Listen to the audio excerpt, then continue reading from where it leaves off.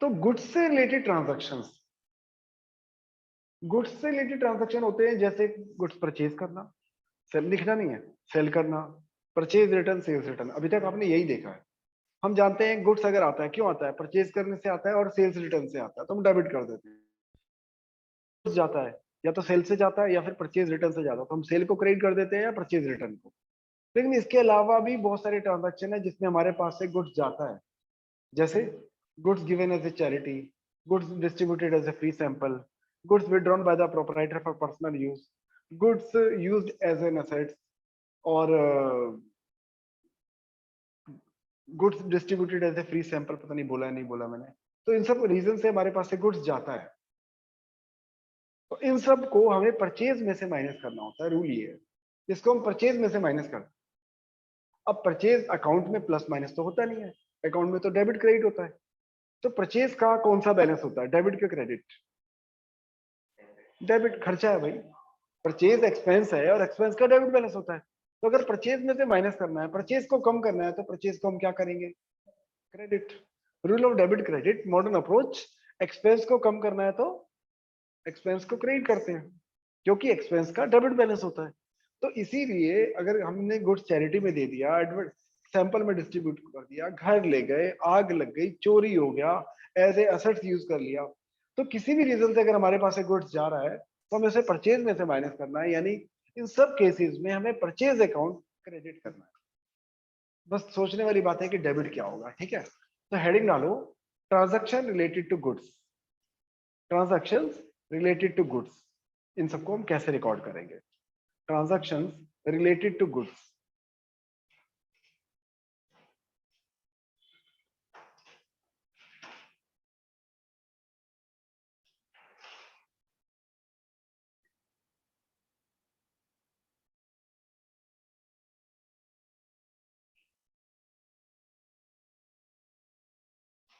Goods से related transactions. Number 1, goods given as a charity, goods given as a charity.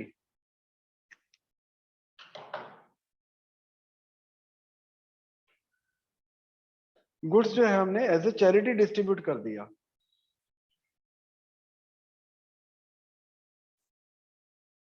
खर्चा है कि income है?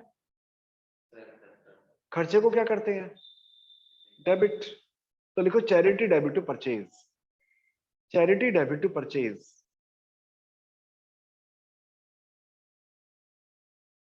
चैरिटी को डेबिट किया एज ए एक्सपेंस और परचेज को क्रेडिट किया क्योंकि हमें परचेज को कम करना है।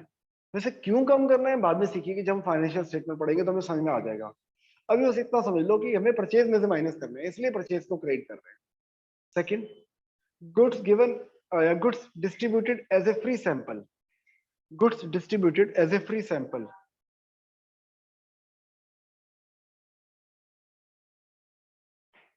यानी पार्टनर, सॉरी प्रोप्राइटर ने अपने पर्सनल यूज के लिए गुड्स विड्रॉ कर लिया।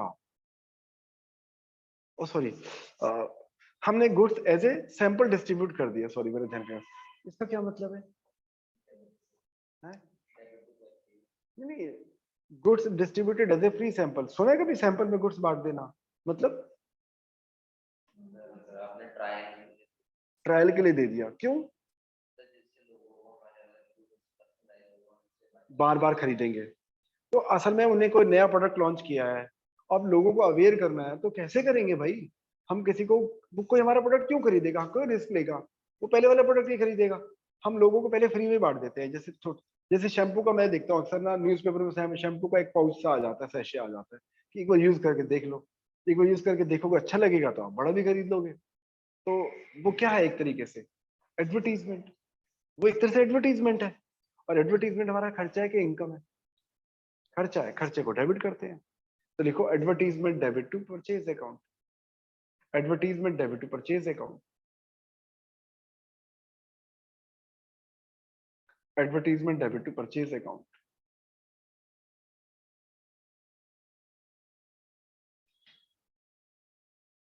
नेक्स्ट,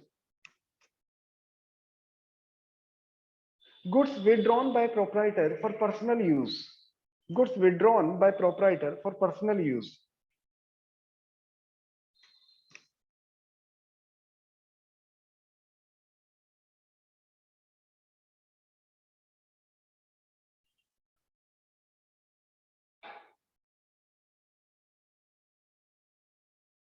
किसको डेबिट करेंगे सोचो। प्रोपराइटर अपने घर के यूज के लिए गुड्स विड्रॉ करके ले गया। ड्रॉइंग्स डेबिट, लिखो लिखो, drawings debit to purchase account.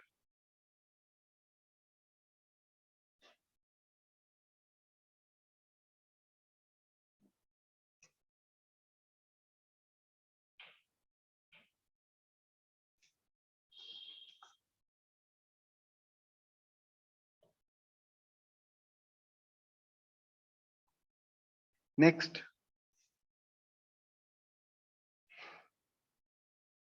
Goods used as a assets, goods used as a assets.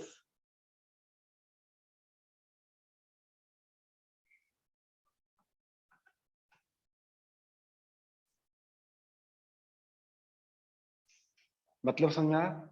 Example देके समझा सकते हो? एग्जांपल कुछ, हाँ कुछ example. Goods use as an assets मतलब क्या?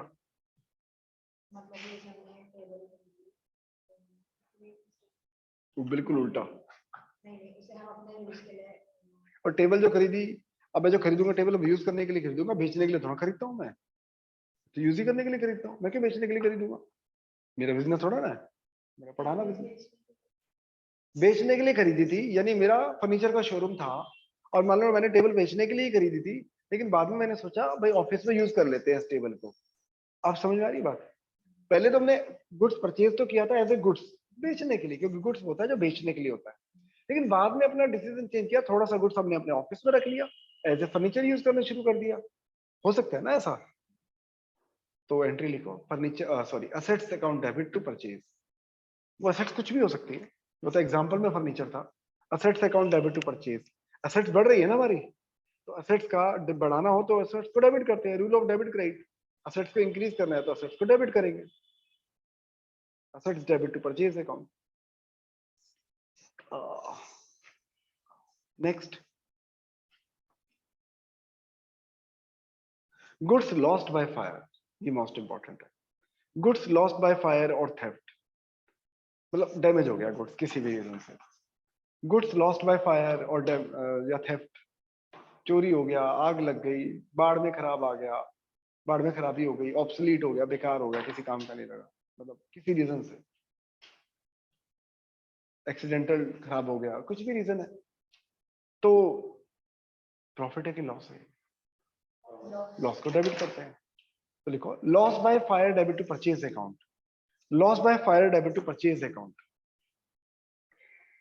Loss by fire debit to purchase account.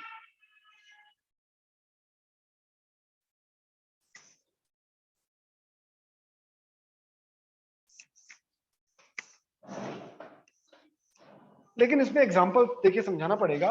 अगर वो गुड्स इंश्योर्ड है तो उसको आगे भी ट्रीटमेंट करना पड़ेगा। अगर वो इंश्योर्ड गुड्स है तो, जैसे मान लो loss by fire debit to purchase 10,000 कर लो, 10,000 का माल हमारा जल गया, loss by fire debit to purchase 10,000 कर लो। अरे यार ये क्या है, उस दिन जो पढ़ाया था वो अभी तक लिखा हुआ है, अभी तो साफ नहीं हो रहा।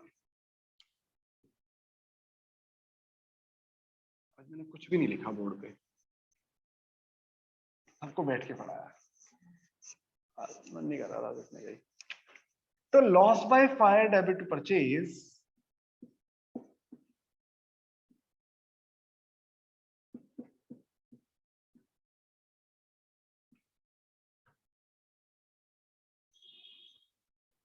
₹10,000। अब इसमें अब अब मान लो ये गुड्स हमारा इंश्योर था, अगर मान लो ये गुड्स हमारा इंश्योर था तो कुछ तो मिलेगा इंश्योरेंस कंपनी से। तो मान लो इंश्योरेंस कंपनी ने हमारा 8,000 का क्लेम एक्सेप्ट कर लिया, claim accepted by insurance company by ₹8,000। Insurance company ने हमारा 8,000 का क्लेम एक्सेप्ट कर लिया। ऐसा करो लिख लो, let insurance company accepted the claim ₹8,000, let insurance company admitted और क्लेम ₹8,000। ये ऐसा मान लेते हैं कि इंश्योरेंस कंपनी ने हमारा 8,000 का क्लेम एक्सेप्ट कर लिया।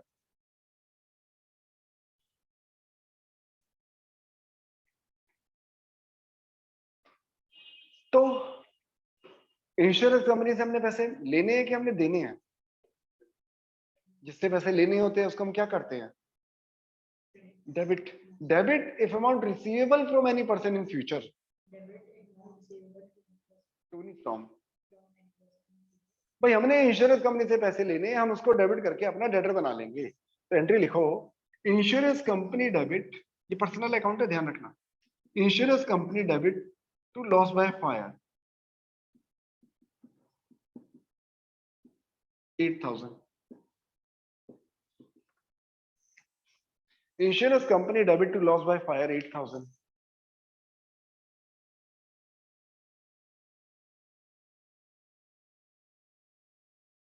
अब आप सोच रहे होंगे कि ये लॉस बाय फायर को क्रेडिट क्यों किया है, कोई बता सकता है?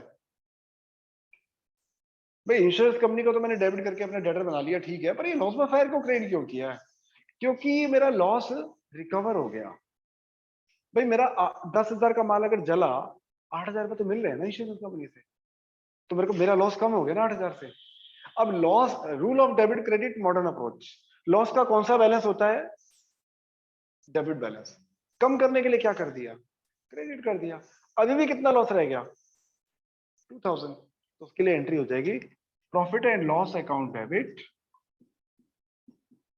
To loss by fire. Nominal account year के एंड में क्लोज हो जाते हैं, टू लॉस बाय फायर, तो इस अकाउंट को हम क्लोज कर देंगे प्रॉफिट एंड लॉस के डेबिट में डाल के। Loss by fire, profit and loss account debit to loss by fire, जो बच गया जो रह गया वो प्रॉफिट एंड लॉस अकाउंट के डेबिट में चला जाएगा। आप चाहो तो इसकी ज्वाइंट एंट्री कर सकते थे, पिछले बैच में मैंने इसकी ज्वाइंट एंट्री लिखवाई थी। Insurance company debit 8,000, profit and loss account debit 2,000, to loss by fire 10,000। मतलब इन दोनों की ज्वाइंट एंट्री समझ में आ रही है ना, ज्वाइंट एंट्री दोनों में कॉमन है, लॉस बाय फायर क्रेडिट हो रहा है, तो आप ज्वाइंट एंट्री कर सकते हो। अभी इंश्योरेंस कंपनी ने हमारा क्लेम एक्सेप्ट किया है कि हमें पैसे दे भी दिए हैं, इंश्योरेंस कंपनी ने हमारा क्लेम एक्सेप्ट किया है कि हमें पैसे दे दिए हैं, एक्सेप्ट किया है, लेकिन कुछ दिनों बाद तो मिल ही जाएंगे ना पैसे। तो जब पैसे मिलेंगे तो क्या एंट्री होगी, नीचे लिखो note, when actual claim received in cash from insurance company, when actual claim received in cash from insurance company, when actual claim received from insurance company in cash या चेक। सोचो बताओ, जब वो क्लेम एक्चुअल में हमें मिलेगा तब हम क्या एंट्री करेंगे,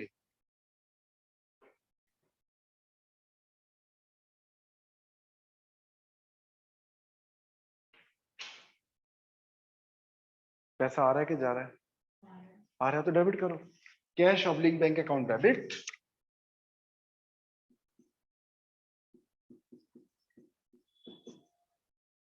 टू, कौन दे रहा है पैसे में, insurance company, to insurance company.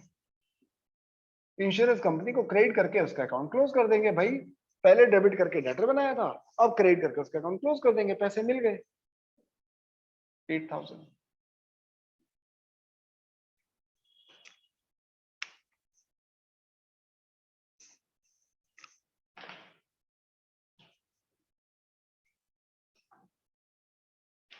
ठीक है, तो बुक खोलो 11th की अकाउंट की, चैप्टर नंबर 8, इलस्ट्रेशन नंबर निकालो, उसी करानी है, देखना पड़ेगा। इलस्ट्रेशन नंबर निकालो 12, इलस्ट्रेशन नंबर 12, पेज नंबर 8.34। चलो भाई आप लोग इसको स्टार्ट करो। जो आपने हेडिंग लिखी थी ट्रांजैक्शन रिलेटेड टू गुड्स, उसमें लिख दो always recorded at cost price, always recorded at cost price.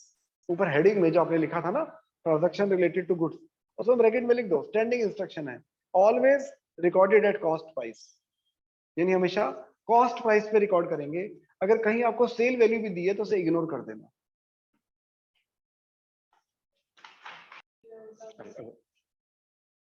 एक बात ध्यान रख दो, LIC का प्रीमियम जो कि प्रोपराइटर का जा रहा है या प्रोपराइटर का इनकम टैक्स हम पे कर रहे हैं, बाय डिफॉल्ट मान के ही चलेंगे LIC का प्रीमियम प्रोपराइटर का और इनकम टैक्स तो है ही प्रोपराइटर का पर्सनल। तो ये दोनों ही प्रोपराइटर के पर्सनल खर्चे हैं जो हम पे कर रहे हैं, तो इन दोनों ही केसेस में हम ड्रॉइंग को डेबिट करेंगे। सुन रहे हो ना? LIC का प्रीमियम देना या इनकम टैक्स देना, ये दोनों प्रोपराइटर के पर्सनल खर्चे हैं। अगर हमने पे किया है तो मतलब ये ड्रॉइंग है। ऑब्वियसली प्रोपराइटर के पर्सनल खर्चे हम पे कर रहे हैं तो ड्रॉइंग है। लेकिन अगर हमने अपनी प्रॉपर्टी का इंश्योरेंस कराया है, गुड्स का इंश्योरेंस कराया है, तो उसका भी प्रीमियम जाएगा, वो बिजनेस का खर्चा है। तो खाली इंश्योरेंस प्रीमियम लिखा हो तो मतलब बिजनेस का खर्चा है, और अगर LIC का प्रीमियम है तो प्रोपराइटर का पर्सनल है, ये मान के चलना। अगर खाली इंश्योरेंस प्रीमियम है तो मतलब बिजनेस का, तो insurance premium debit as expense. देखो गुड्स डैमेज हुआ है, loss by fire debit to purchase तो करेंगे ही करेंगे। अगर वो अनइंश्योर्ड है तो आगे कुछ करने की जरूरत नहीं है, शांत रखो। अगर इंश्योर्ड होता तो करते, जो कि मैं अगले पॉइंट में बताऊं, पॉइंट नंबर 5 में। अगर गुड्स अनइंश्योर्ड है तो बस लॉस बाय फायर डेबिट करके, loss by fire debit to purchase करके छोड़ दो। पॉइंट नंबर 5 डिस्कस करते हैं इसके बाद।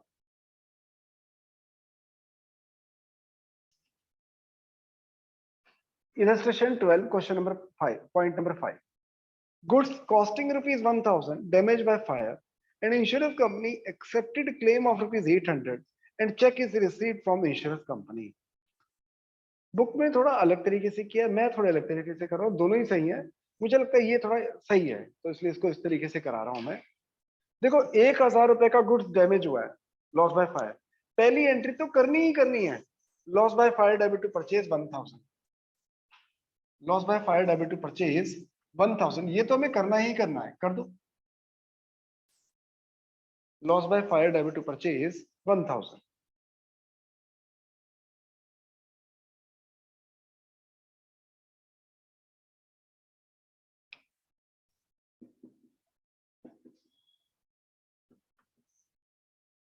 अब इंश्योरेंस कंपनी ने हमारा कितना क्लेम एक्सेप्ट कर लिया? 800। तो insurance company debit to loss by fire 800, जितना क्लेम एक्सेप्ट कर लिया उतने से इंश्योरेंस कंपनी को डेबिट करके डेटर बना लो। Insurance company debit to loss, solution मत देखो, थोड़ा अलग तरीके से। फाइनल रिजल्ट सेम निकलेगा, करके देखना एक बारी, फिर दोनों को कंपेयर करोगे तो सेम है, फाइनल रिजल्ट सेम निकलेगा। इंश्योरेंस कंपनी को डेबिट करके डेटर बना दो और लॉस बाय फायर को क्रेडिट कर दो, लॉस कम हो गया 800 रुपए से।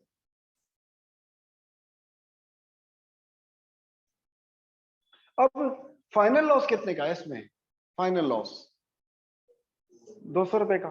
तो profit and loss account debit to loss by fire 200 रुपए। ये हम कर रहे हैं इलस्ट्रेशन नंबर 12, ध्यान रखना। कोई बच्चा हो सकता है रिकॉर्डिंग देख रहा हो तो पता चल जाएगा। इलस्ट्रेशन नंबर 12 कर रहे हैं लॉस। अब मुझे बताओ इंश्योरेंस कंपनी से पैसे मिले हैं कि नहीं मिले? चेक मिला है कि नहीं मिला?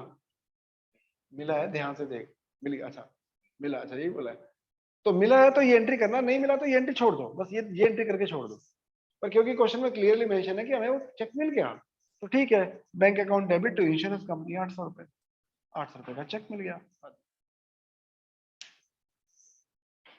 तो आप देखोगे कि लॉस बाय फायर का अकाउंट क्लोज हो गया। अच्छा पहले लिख लो फिर बता, देखिए आप देखोगे कि लॉस बाय फायर को जितने से डेबिट किया उतने से क्रेडिट कर दिया, अकाउंट क्लोज। जितने से डेबिट किया उतने से क्रेडिट किया, अकाउंट क्लोज। इंश्योरेंस कंपनी को जितने से डेबिट करके डेटर बनाया था उतने से क्रेडिट करके अकाउंट क्लोज कर दिया। फाइनली क्या हुआ? Finally profit and loss account में डेबिट हुए 200 रुपए और परचेज में क्रेडिट हुए, और मतलब प्रॉफिट एंड लॉस में डेबिट हुए 200, बैंक में डेबिट हुए 800 और परचेज में क्रेडिट हुए 1000। फाइनल एक एंट्री बनी है, bank account debit 800, profit and loss account debit 200 to purchase 1000। अब अगर बुक के सॉल्यूशन में देखोगे तो भी यही है, सेम टू सेम। बेशक एक बार बुक के सॉल्यूशन को गो थ्रू करो और देखो बिल्कुल सेम यही का यही है सब कुछ।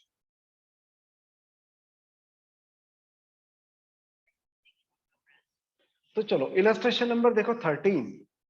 इलस्ट्रेशन नंबर 13 कराने का जो पर्पस है मेरा या बुक का, वो ये बताना है कि हम ये कैसे डिसाइड करेंगे कि जो डिस्काउंट है कि पैसा डूब रहा है या बैलेंस रह गया।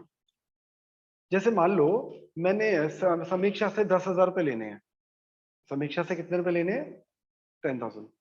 बट लिखा है क्वेश्चन में कैश रिसीव्ड फ्रॉम समीक्षा ऑन अकाउंट रुपीज 9,000, मतलब मेरे को समीक्षा से 9,000 रुपए मिले, तो बाकी 1,000 का क्या हुआ? Sir future payment. आपने क्या बोला था? हाँ, 3 लोगों का सही है, डिस्काउंट वाला गलत है। मैंने कब कहा आपको बाकी रुपए नहीं देने पड़ेंगे? भाई मैंने आपसे 10,000 रुपए लेने थे, आपने मुझे 9,000 रुपए दिए, ठीक है, तो आपने ये कैसे मान लिया कि मैंने आपको 1,000 रुपए का डिस्काउंट दे दिया है? अपनी भारी फटाफट मान लिया मुझे। नहीं, फ्यूचर में मिलेंगे, बैलेंस रहेगा 1,000। हाँ, लेकिन अगर मैं ये बोलता हूँ कैश रिसीव फ्रॉम समीक्षा rupees 9,000 in full settlement of her account, तभी माना जाएगा कि मैंने समीक्षा को 1,000 का डिस्काउंट दिया है।